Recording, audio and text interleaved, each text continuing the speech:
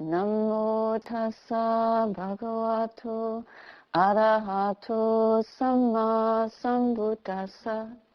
Namo tassa bhagavato arahato samma sambuddhassa. Namo tassa bhagavato arahato samma sambuddhassa. Buddhang dhammang sangham namasami.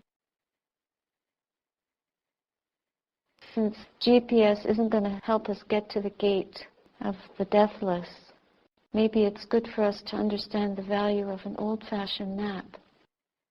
It's an important instrument to have a guide, to have directions, but also to have a reference point.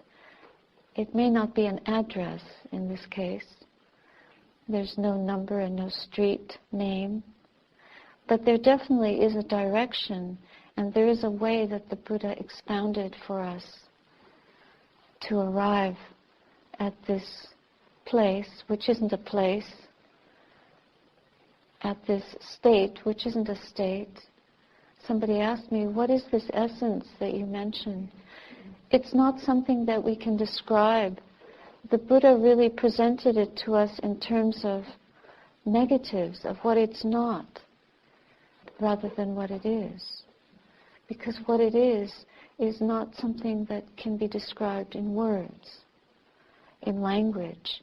It can only be known intuitively through our own conscious purification, consciousness that is purified, that is awakened, and that can penetrate through beyond language, beyond convention, beyond words, beyond the mental, physical process that we're familiar with, beyond worldly ways, worldly aims and values cannot guide us to this understanding. It's an understanding.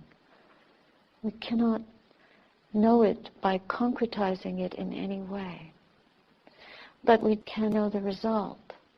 And the result is an unshakable peace. It's going beyond suffering of this realm, suffering of any realm. It's reaching the freedom from every kind of suffering.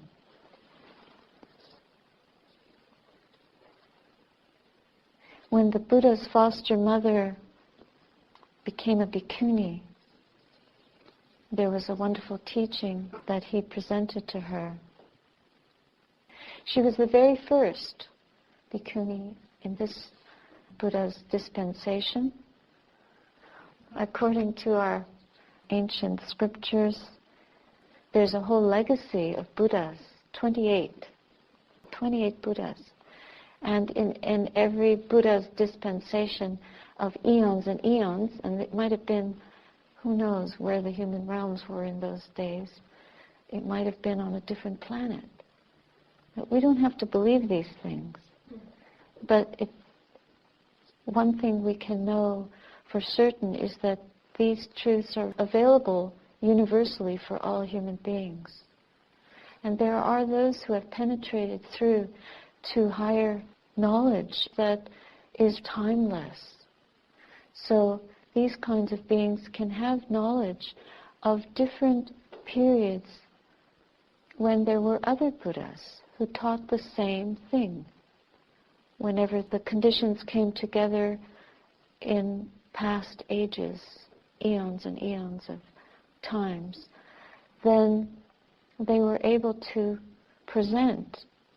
Buddha would appear and present these teachings in the same way.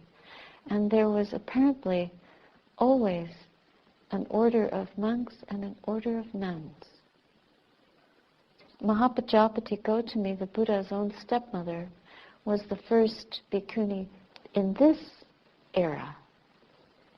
And she appeared 2,600 years ago. It's a very long time ago. But what he taught her is no less valuable for us today. And if we think that we can repair the world now, and we contemplate what was happening at the time of the Buddha, he couldn't repair the world of his day. That wasn't the purpose of his coming into existence, but it was to start the wheel of Dhamma turning, to keep it turning for those who had little dust in their eyes. This is really important for us to understand. Before I became a nun, I worked in impoverished communities where malnutrition was rife, where people had no clean water, no access to education. And I wanted to make it all okay. Feed the hungry, get them good shelter, schools, health clinics. I was so keen, so inspired, very idealistic. And then I saw the corruption of the world, and I also saw the limitations of the world. And then I realized that the first thing I had to do was purify my mind.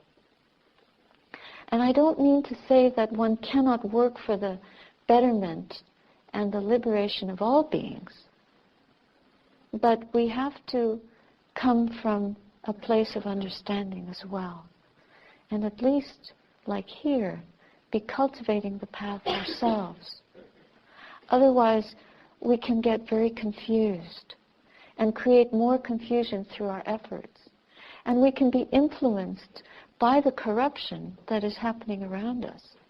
And we can become very discouraged by it, even depressed. What the Buddha understood was there is karma. All of us come into this world from lifetimes of creating karma. And here we are again. We don't realize that. The tree doesn't stop at the earth. It has very deep roots. All we see of the tree is from the bottom of the trunk up. But at least a third of the tree is under the ground, isn't it? We only see what's here now. We don't see the deep past, the long ago deeds. But not all of us come to this existence with little dust in our eyes. Many people come bearing heavy loads of karma, heavy, and get caught up in samsara and create more karmic load and are reborn in a worse state, similar state, or in a better state according to our actions and speech, our deeds, and our states of mind. This is one of the most important principles of understanding the Four Noble Truths, that there is suffering, its origin, the possibility for us to realize a cessation of suffering, and a map of how to do that. There's a map. It's called the Eightfold Noble Path. Are you all familiar with that? Who isn't? Oh, that's amazing. One person. You can read about it. I might get to it by and by. But right view is the very first limb of that path. And most of us don't see properly. We see through the eyes of greed, hatred, and delusion. Do you ever look into a microscope in a laboratory when you were in 7th or 8th grade? What did you see? You saw things that you can't see with your naked eye. Amazing, fascinating. All these little bubbles, colored bits bobbing along. And you're looking with this powerful microscope.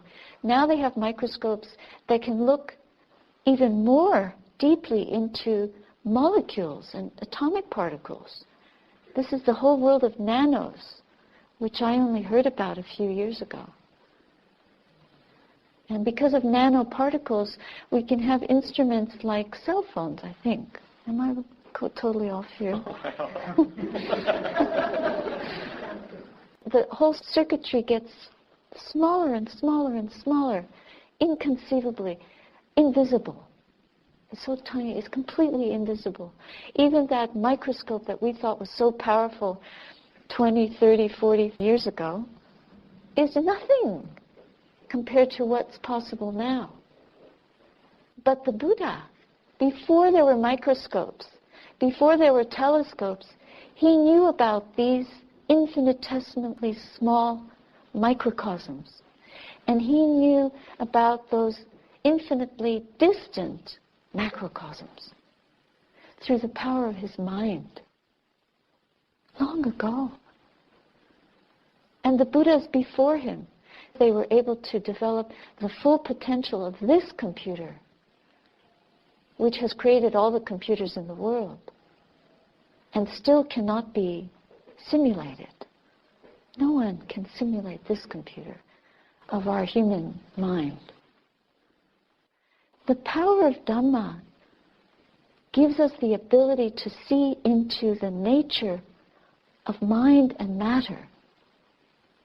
The true nature, not the illusory, delusory, perceptually distorted nature, but the actual nature. And we don't see it with microscopes. Microscope won't see that. It will see atomic particles and nanoparticles circling around. There's little solar systems in there. These tiny particles circling, orbiting around each other. They're almost like a mirror of the actual solar system, which is only a tiny fragment of huge systems in the universe, indescribable. What are we? We are actually nothing. We're infinitely small. And we make a big deal about our likes, our dislikes, our problems, our joys, our pleasures, our pains. But it's a nothing, it's a blink in this vast, vast system of worlds, of light years. And the truths that the Buddha discovered are universal. They are based on laws that we only learn by stopping the frenetic movement of the mind to bear witness to that intuitive knowledge that we get a glimmering of when we sit down to meditate. And the more we focus this computer, this mind-body field of energy. Do you remember when you were a kid, you had a magnifying glass and you held it out over a piece of paper and the sun shone on it, and if you held your hand steady enough, then it would burst into flames, right? And then you come running into the house with your burning piece of paper, "Mommy, Mommy, look!" And she would say, "Get it out of the house." You'll start a fire, silly, right? The fire of Dhamma is different than the fire of delusion and the fire of greed and the fire of hatred. The fire of Dhamma burns away our blindness and brightens the mind so that we can see with this penetrating wisdom.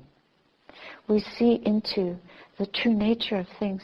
What is that true nature? The best map that you can use is one that you discover in your own heart. You discover it by following the guidelines and then walking the path yourself and seeing, it's true. Again and again you discover by seeing into your own heart and your own mind, my mind is so full of garbage. And then you sweep it away and it's an emptiness, it's a clarity, it's a brightness. And there's no me. It's just what it is. And you go further into that, sweeping away the lifetimes of rubbish and like polishing the mirror. Have you ever looked at a hologram? You look at it, and you see some shapes. It looks like a bird or an airplane. But when you keep looking at it and you relax your vision, out jumps some other shape. It's a three-dimensional thing that leaps off the paper. We have to look with a relaxed kind of vision. And we have to look at it from our belly, not from our heads. And then it just appears. And once you've seen it, then it's always there. You always can figure out how to get back to that. It's similar, not quite like that. Much more miraculous, much more mysterious is the Dhamma. When we stumble upon this vast space within our hearts, where there is no more holding or clinging, there's no more jealousy or selfishness, there's no more resentment, regret, there's no bitterness, there's no complaining, there's no anger, there's no fear, no trepidation, insecurity, there's no self-criticism. I can't do this, people don't like me. There's no wanting to be anything. There's no not wanting to be anything. There's none of that. Then what is there? Each of us have to go the mile, the 10,000 miles, the 1,000,000 miles, in here, for as long as it takes. 1 lifetime, 2 lifetimes, we're in it for good. Because it's possible, because we can do it. But the map, we have to find it for ourselves. That's why it's called eipasiko. Come and see for yourself. Eipasiko. Through direct experience, not through what other people tell you. The Buddha's aunt became a nun. She was a queen. She lived in a palace. And one of the theories as to why the Buddha hesitated to give her the ordination was because she lived this life of royalty. And she was an older woman already. Although in those days, I think 45, 50 might have been old. Then what are we? We're ancient. But she was so determined that she came with a group of ladies in waiting from the palace, barefoot and exhausted, walking the roads of India back in the 5th century BC. What would you call them roads? Muddy tracks. And arriving where the Buddha was staying, she had shaved off her hair and was wearing the robe, and she asked him for the ordination. How could he refuse? It is said that he hesitated, but I believe that his hesitation was a protection. Best to live as householders and practice at home. But when she showed her determination and her willingness to endure this kind of hardship, then he agreed. And what a heroic thing. So she set an example for us to leave behind, to let go all these accumulations, worldly things that we're cosseted with, that we're possessed by. If we don't leave these things, they will leave us. The cars will rust. The things that are already being built for obsolescence will become obsolete. The pictures will fade, just like our senses. The eyes get dim. Eventually we can't hear anymore. Teeth are falling out. Now we get caps. Plutonium teeth? No. What are they made out of? Titanium. They're not nuclear. We have false teeth. The hair is getting dyed even when there isn't any there. And we're still propping it all up as if it can look good when it's falling apart. And we refuse to accept that it's all falling apart. falling down to the earth element, the fire element, the air element, the water element. The elements are returning to the elements, and we continue to bandage them up together and make them try to look like what we looked like when we were young. Why? Because we are still falsely identified with these elements as what we are. As long as we do that, how can we really discover the mystery of the Dhamma? If we refuse to stand up in truth, just the way we are, exactly as we are, falling apart, all spotty, hair falling out, people still painting their lips when the lips aren't there anymore. Instead of just being as we are and seeing that the beauty is within us. The beauty is within us. Can we be honest? We're Dhamma practitioners. We shave our heads. This is a big statement, especially for women. Imagine shaving your head. Just imagine for a minute.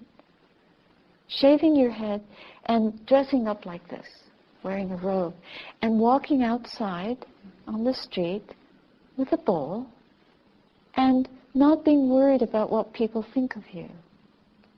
Not trying to live up to other people's expectations and opinions. For us to really find this map within us and stand up to the truth. We want the truth to be revealed to us, but we're not willing to reveal ourselves to the truth. We're still putting on masks.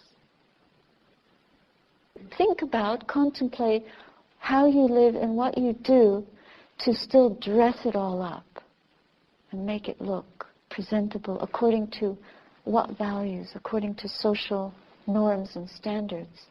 But I do urge each of us who are on this Dhamma path seriously intent to understand the truth of what we are, to give that up once and for all.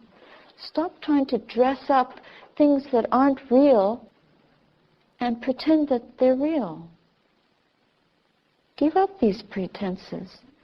If we don't renounce the world, at least in these ways, then we can't do this investigation into truth properly.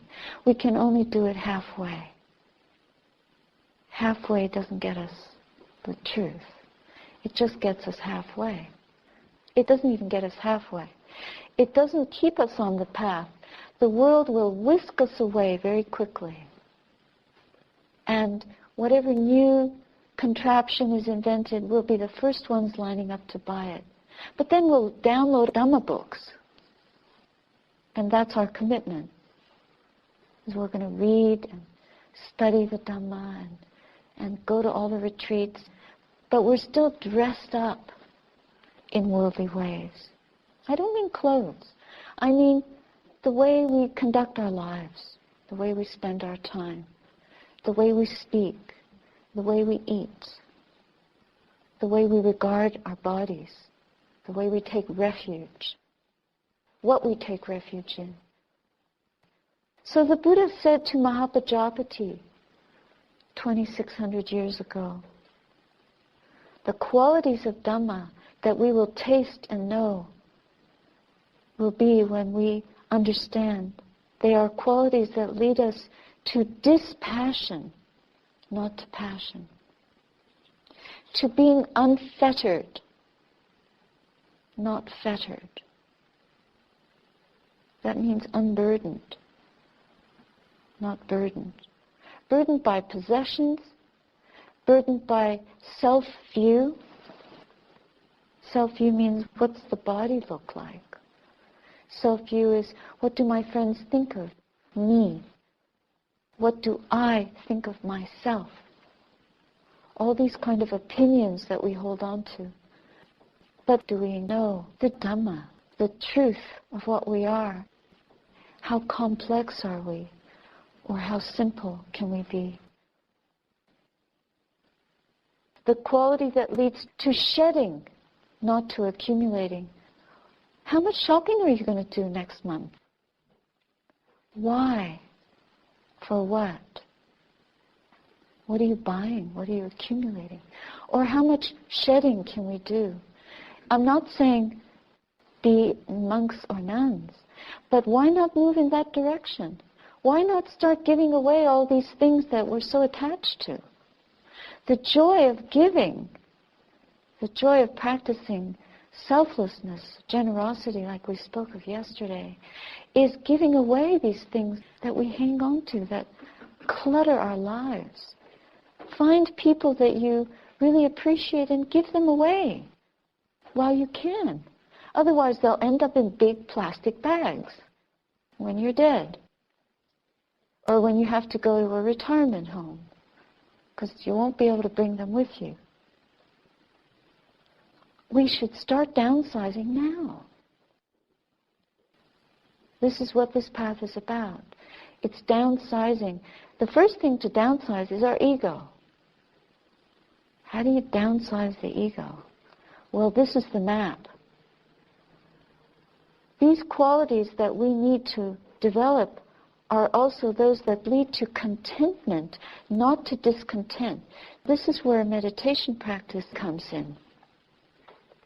The 4 right efforts of developing gratitude and contentment in the present moment. If we can live content moment by moment, then we'll develop a joy that is contagious. Just by remembering the blessing of one breath, by sharply seeing the breath rising from moment to moment, from in-breath to out-breath, from the beginning, the middle, the ending, and then what is beyond the breath? The breath takes us to its reflex image in the mind, brightness and clarity. Focusing and dedicating ourselves to the breath, focusing on it and being present for it, is a renunciation. Right there, we've left the palace. We've gotten off our throne. We're no longer CEOs and egos. The only thing we're in charge of, that we're chief of, is the mind. We're directing and guiding the mind to the present moment. Not with control, but giving up the world. If we give up things, we find ourselves free. That's already a freedom. Free to devote our energy, our time, our strength to purification of the mind, of the heart. Little by little, we've been letting go of the world. Now we can happily come here on a Saturday meditating and listening to the Dhamma instead of watching TV or playing games on the internet. We have enough wisdom to do this instead. That's because we've let go a lot. So this letting go is fundamental. Modesty, the quality that leads us to modesty, not to self-aggrandizement. The quality that leads to contentment, not to discontent. We've spoken about that. The quality that leads to seclusion, not to craving company. Being able to be with ourselves and see the spinning mind, the busy mind, until it becomes so still that we realize the whole world is within us. There's nowhere to go. There's nothing to do but this. There's no one to meet except this moment. And in that moment we find everyone. All that we need to find is there. Because we let go of the ego. Then when we return to the world and to each other, we can really be with each other without wanting. It's not a bargaining. You be nice to me and I'll be nice to you. You make me happy and I'll make you happy. There's no more codependency. We're not supporting each other's weaknesses. There's no more debt. We come to each other the way we come in front of the truth.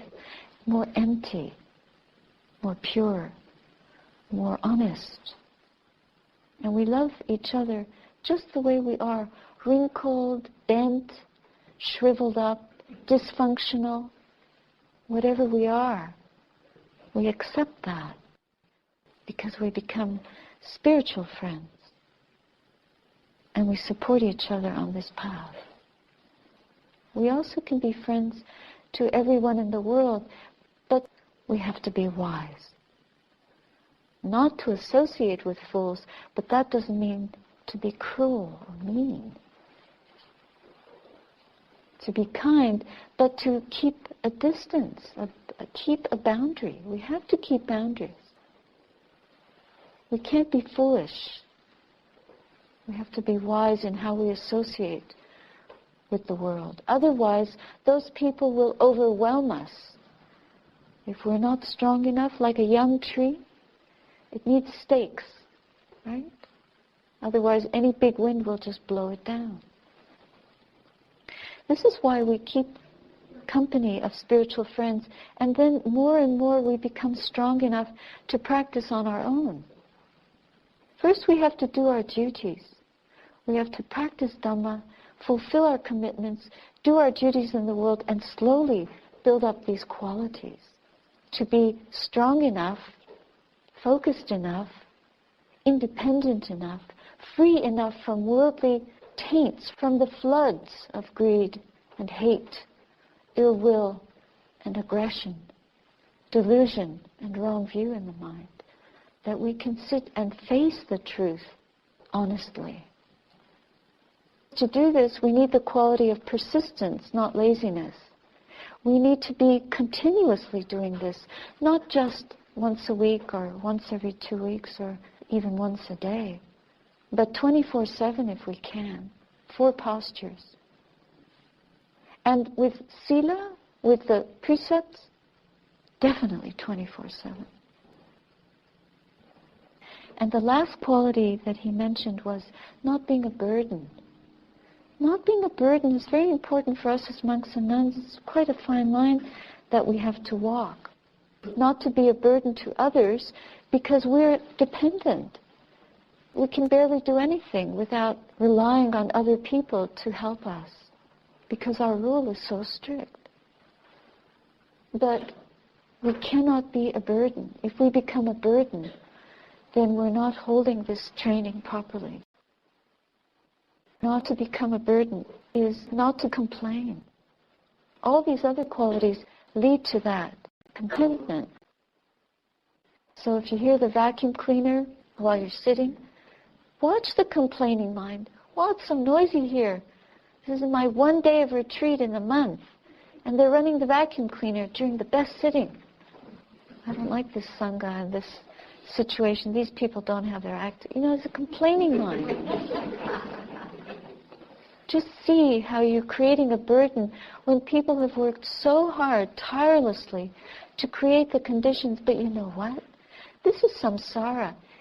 It never was and it never will be perfect. If we're looking for perfection in samsara, then we haven't understood the directions. And we don't have the map yet. We haven't figured it out yet.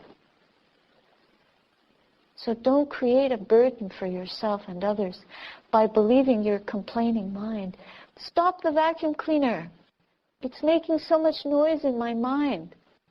But listen to that. It's not beautiful. The noise doesn't know that it's noisy. It's only the way the mind holds it that is noisy. So where is the beginning of suffering? The suffering is not out there. As much as we want to blame worldly conditions, we have to take responsibility for where it begins. It begins here. It also ends here. That's the beauty. This is not a pessimistic teaching. This is the most sublime, most promising, most fulfilling path available. You can follow any highway. You can follow any airway. You can follow any subway. But no way will deliver us to the gate of the deathless, like the middle way. But don't believe me. You've got to do it and find this out yourselves.